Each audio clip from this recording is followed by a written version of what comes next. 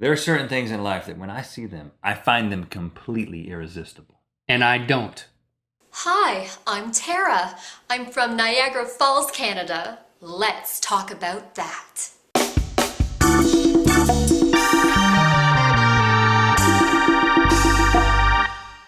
Good Mythical Morning. Today's episode of Good Mythical Morning is brought to you by the Rhett and Link store. That's right. You can get the feature-length. Well, that's a movie. This is actually a musical CD. Well, but it's still feature-length. It's got 27 songs. It does go about as long as a feature. And it's got a poster in there. Go to RhettandLink.com/store. Get yourself some merch, people.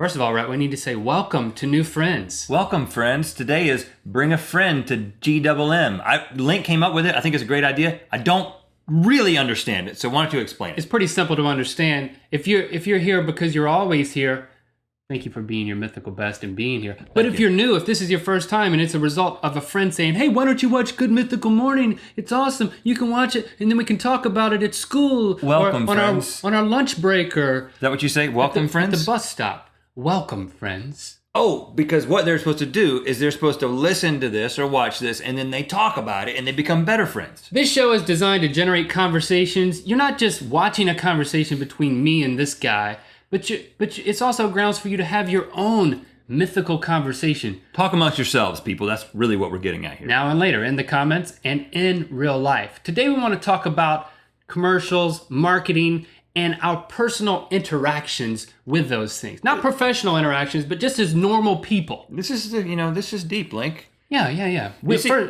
Go ahead. Advertising. Don't Don't do that because it makes it more annoying to the people who think we're talking over each other. We're not, though.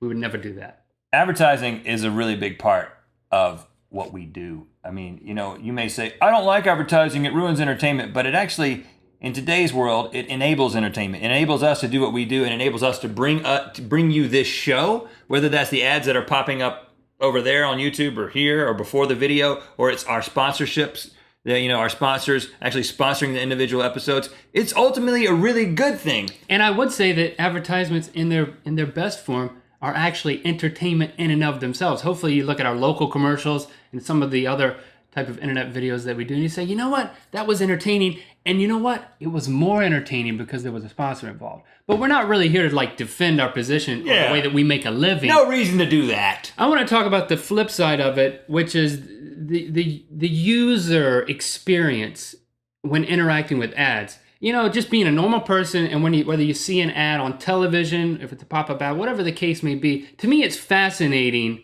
how the type of reactions that it gets. So leave a comment as we're talking about this. Tell us, how do you react to advertisements? Because I am if there's a spectrum, I am on the far end of the spectrum towards incredible susceptibility to advertising. Case in point. Mm-hmm. More than a couple of times, I hate to admit this, people. You're going to realize just how impulsive I am when I tell you this. I'll be at home. It'll be like 11 o'clock at night.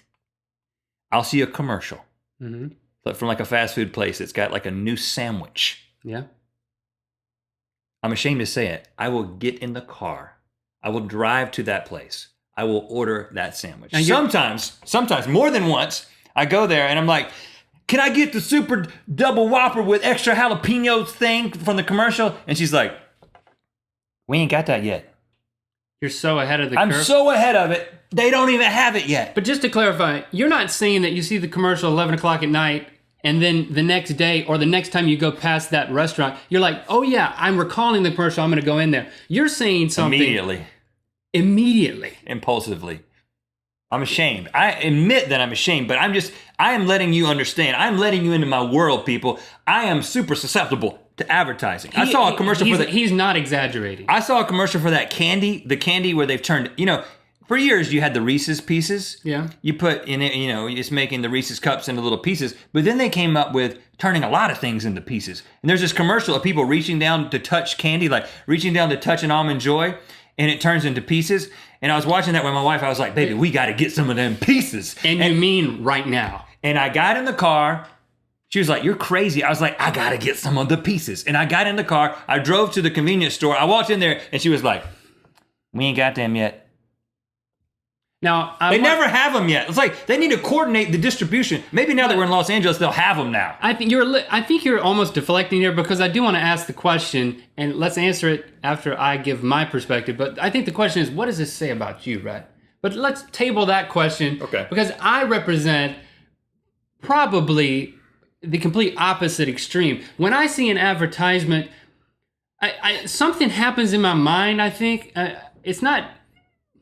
Well, I've just observed it in retrospect, but I think that there's almost a rebellion to advertisement that it's like, if I see I'm being advertised to, I'm not gonna buy that because I don't need it. I'd like to think, I don't know that this is true, but I would like to think that I am so much the master of my own domain that I am only influenced by things which I allowed to be influenced by. Like, I'm totally unbiased in making decisions on what I purchase and what I do.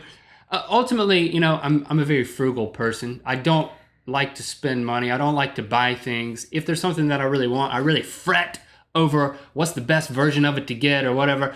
So like these little things like candies or something at a fast food restaurant or something Pieces. like that. It turns into pieces when you touch it. To me, I might be like, oh, that's cool, or even that was a cool commercial, but I'll never buy that because I know what I get when I go to a fast food restaurant. And maybe there's lots of things that work. Well, yeah, because that's another thing. Link and I you may have already figured this out. We spend a lot of time together. Yeah. And we eat lunch together every single day. And we work so hard making things like Good Mythical Morning that we go out for lunch. We work up an appetite. And we're cheap, and we don't eat very healthy. So we go to fast food restaurants more often than we should. We're not endorsing fast food restaurants. However, what happens is when you go to a fast food restaurant, you get there, you get out of the car, you look at the outside. What? They've got the pictures in the window. I'm talking about before you even get inside the restaurant. Yeah. The Super Double Whopper with extra jalapenos, like the Cowboy Burger or whatever, the Roller Skater Burger, whatever it is up there. It's like 4 feet wide. It's huge, and it looks awesome. And it's got a sign on it that says, not actual size. Yes, just in case you were wondering.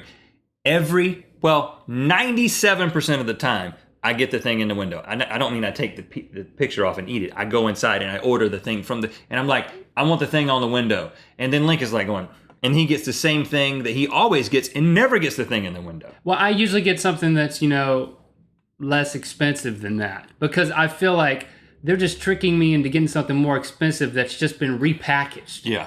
Like, everything at Taco Bell is the same ingredients. They just repackage it and charge a little bit more. I'm just going to get the other thing that I really like. So I feel like I admit I have an elitist feeling that I'm doing something better because I'm not being influenced by this advertisement. And I'll admit that, a very large percentage of the time, it's disappointing. You're like, oh man, you open it up and you get it and you're like, they put 2 jalapenos on the cowboy thing. Like what? Cowboys need more jalapenos than this. Any cowboy knows that he needs at least 8 jalapeno slices on this thing. And it doesn't look like the picture. It doesn't taste like I thought the picture would taste because all advertising is in some ways usually is a promise that you're going to receive something. And then when you get it, it's kind of that way with a lot of things in life. So I admit that I shouldn't be so susceptible to it. So, but does that answer the question of what this says about you, that like you're searching for some sort of validation in who you are and what you consume and it being better than anything you've ever had? I think it just means I like to eat and I'm impulsive. Okay, well, you can wrestle with that on your own time. I might admit that, there's a level of pride involved in me making my suggestions as well as me being frugal. Well, let's make a deal. Let's make a deal, Link. Mm-hmm. Today, when we go to lunch, we're going to go to a fast food establishment. You have to get something that is advertised in the window, and I have to get something that is not advertised in the window. And then what? And then we just see how it feels to be each other for a meal. I would say that, I had to pick up some things at the grocery store, and as I was walking out, there was a display for Old Spice deodorant, and I was like, ooh, first of all, I need deodorant. I'm out. I've been using my wife's roll-on for the past 3 weeks, and I smell like her, which only she should smell like her. I probably shouldn't smell like her. I should smell more manly. Yeah. But then I remembered the Old Spice commercials. I thought about how cool they were, and that's what sealed the deal. I probably would have gone without. I was like, oh, I can just continue using my wife's deodorant. I almost did that. So you are susceptible to it. But I was influenced by the commercial because it's hilarious. And nothing has changed about Old Spice, the ingredients. The only thing that's changed is the commercials. And it's cool now. You know? It definitely works. is.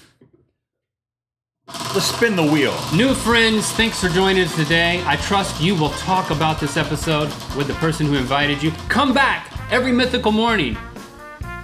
This is how we're going to end the show. This is ironic. Rhett and Link act like cowboys.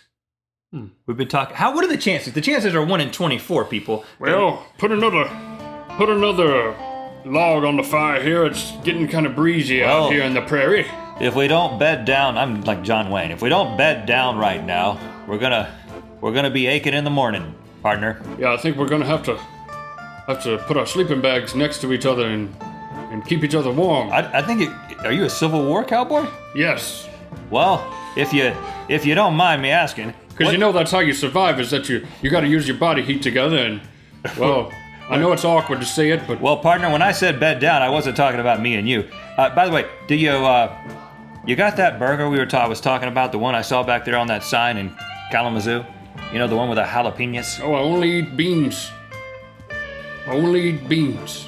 I might need to find a new partner. I sound nothing like John Wayne. I sound like Jeff Goldblum somehow. Cowboy Jeff Goldblum, we wish you a good day, man. I take back what I said about putting our sleeping bags together. Appreciate that.